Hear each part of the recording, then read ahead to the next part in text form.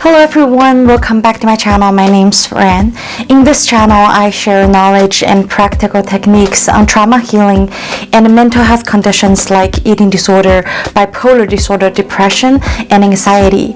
In this video, I wanted to explain the differences between being loving and being a people pleaser, because I think that's a useful topic. For many years, I have been a people pleaser, but for the longest time, I thought there was nothing wrong with being nice and being loving to people, so I never actually did anything to actually figure out what's going on with me. Instead of being a pushover, being someone who is generally overly nice to anybody but myself. So in this video, let's look at 3 key differences between those two things, and let's get right into it. The first difference is that the intention is different. Being loving comes from a need of genuine connection. You're really seeking to see, to hear, and understand the other person from a place of compassion and love.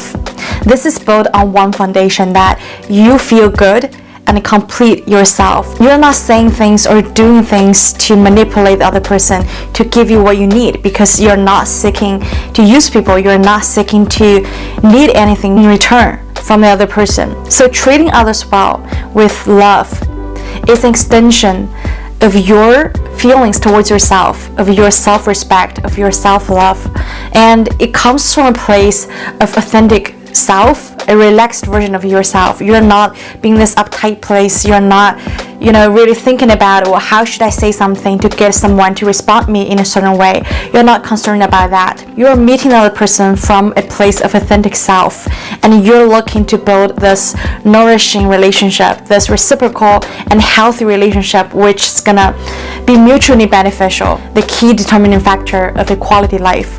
While on the other hand, being people pleaser means that you're actually coming from a place of a self-serving purpose.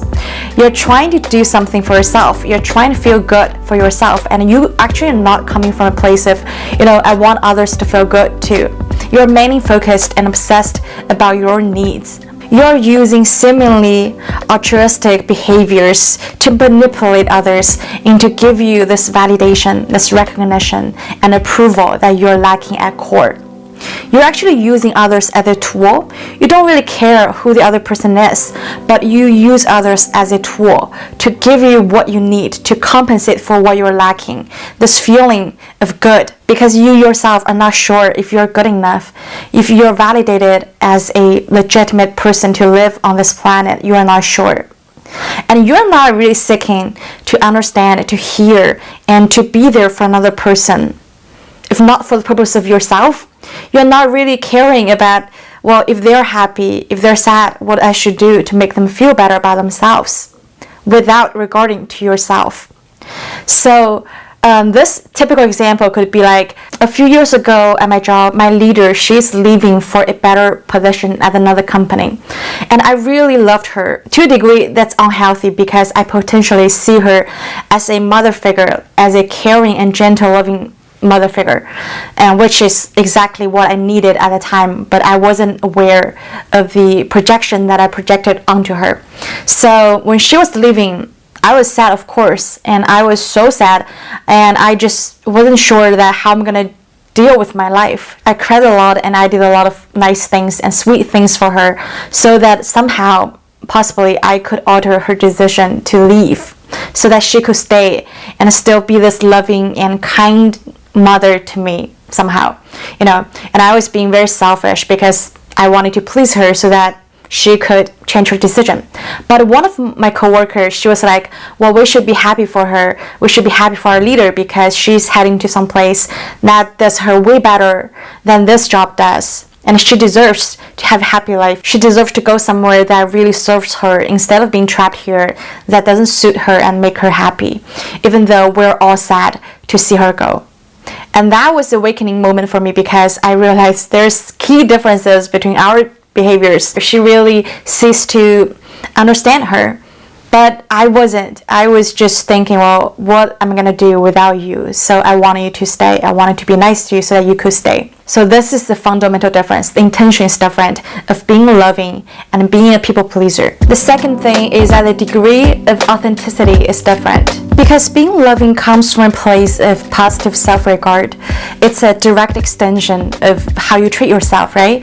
You're full of self-love and you're full of self-compassion, and you give yourself this validation you need exactly. So when you respect yourself, this positive energy flows out to the world. So you're not obsessed about certain kind of results. You're not asking for anything in return because you don't really care how others are going to respond to you. If they're going to respond positively or negatively, and you are comfortable under your own skin, and you are freely expressing whoever you are not afraid to set boundaries when others upset you or offend you. You're gonna come forward and state something like firmly yet gently, like, I'm sorry, I wasn't feeling very comfortable when you said that. Can you not do it again? So that it makes people feel like, well, you are protecting your boundary in a way that's not offensive to others. When you're happy, you're gonna freely express your happiness and delight, and this positive energy just exudes outward directly and naturally. When you're confused, you're gonna say, I'm confused. Can you repeat this question? You're not gonna pretend that you understand this question just to make others feel that you're easy to get along with. Whatever you are feeling, whatever you are thinking, you're gonna show this authentic self. While for people pleaser, it's entirely different story. A typical signs would be like, well, you're afraid to say no. You're afraid of conflicts. You're afraid of setting boundaries. You're afraid of defending yourself. You're terrified of upsetting people. For this, you can check out my video, a couple of typical signs for people pleasers. I'm gonna put it up here. For people pleasers, we walk around on this planet carrying this overwhelming sense of shame. This shameful feeling that we're not good enough. This shameful feeling that there's something fundamentally wrong with us. And this, like a lot of issues, comes from childhood. For example, when we are being ignored by our caretakers, I would say parents in this case, when we are being ignored by them, when we are being abused mentally and physically by them, when we're being rejected for those qualities that we have, when we're being yelled at, for children, it's hard for us to distinguish what we do from who we are. We have to make a story.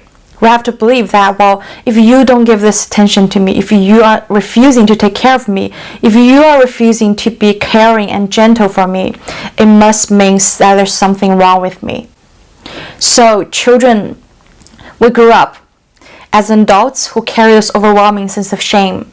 We feel like there's something wrong with us, so we have to hide ourselves. We have to hide this authentic self. But when we hide ourselves, we feel even more lost. We don't know how to be ourselves anymore. We don't know who we are.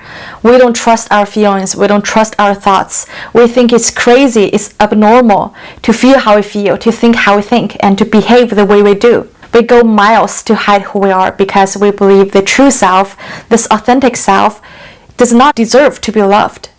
Is not worthy of love and attention and caring, and there's something wrong with us, and that's our core belief, which is detrimental to our development and to our later interactions with other people. For a lot of us, even sadder is we don't know who the true self is. We don't know how to be ourselves because we have pretending to be someone else, to be someone that they love, that they care about all along. The third thing is that the relationship dynamic is different. Since being loving comes from a place of in search of genuine connection, so both parties in a relationship are meeting each other at each other's core authentic self. Meaning that you see each other, like you see through their imperfections, insecurities and stuff, but you still embrace that because that's a real human being. They have their sufferings, maybe different than yours. It doesn't make them less valuable. So you respect them just like you respect yourself. You love that part of them just like you love that part of yourself. How complete and how loving you are towards yourself will reflect directly onto other relationships you have with other people. So when in this loving relationship, both parties are trying to do the same thing for each other. They're trying to uplift each other. They're trying to be compassionate for another, and they're trying to maintain this relationship with efforts together, which makes this relationship just nourishing and freeing, especially that they are allowed to be their individual self while to be dependent on the other person, like in a very healthy way. so that they are freely expressing who they are while not threatening the other's identity. Like they can be complete together. Well, since people pleasing comes from a place of self-centered, self-serving, or you can call it a selfish purpose, this relationship is draining because you're not looking out for the other person's interest. You're taking things from other people to serve you. It does not only hurt you, it also hurts other people, and I will explain this in detail. For people pleasers, we lose ourselves. We're not doing things because we wanted to do it.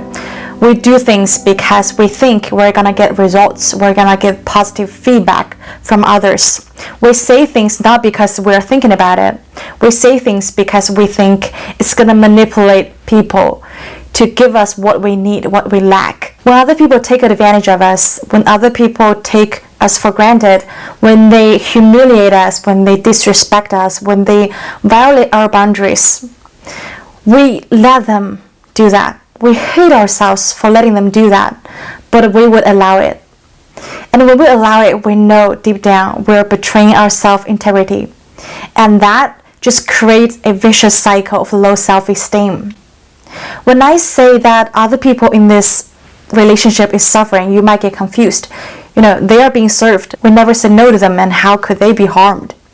Well, let me explain this. When one person in this relationship is a people pleaser, it kind of just creates this imbalanced relationship dynamic. When you're seeking something from another person, they would subtly feel it because they would know that, well, you're not actually loving the truth. You're not actually loving and embracing who they are. You're taking things from them. And people are sensitive to being exploited. For example, whenever I'm on the other side, for example, one of my friend is a people pleaser. She would agree to whatever I say, and whatever I have to express, she would just kiss me up. She would be like, well, you're perfectly right and they are wrong. You did the right thing. I absolutely believe you. I adore you. Like, to a point that I just got put up in a really high place. And that made me feel like, well, you could be honest with me. When I do something bad, just tell me I did something bad. That's what I want my friends to tell me. You don't have to kiss me up. You don't have to just say the positive things to me always, because that just makes me feel like, well, I'm dealing with a fake person. I don't feel real. I want a authentic connection. I don't want to be dealing with a facade. In addition, when people pleasers are seeking something from the other person, they actually secretly hold grudges against the other person because they count, well, how many times you offended me and how many times you said mean things to me. It's not like they're just really putting up with it. They actually are hostile internally. They actually felt this anger, but they just suppressed it. When you become needy and manipulative, the other person can feel it. They could feel that this relationship is confusing and uncomfortable, and they just wanted to get away from it somehow. Even though for people pleasers, they might think, well, I've gave you everything. I've done everything for you. I've self-sacrificed everything for you, and you're trying to run away. Because the nature of this kind of relationship is imbalanced, it's just uncomfortable for both parties. Alright everyone, hope this video explained it well, and if you like it, please give it a thumbs up. If you wanted to see more videos like this, please subscribe, and I will see you next time. Bye bye.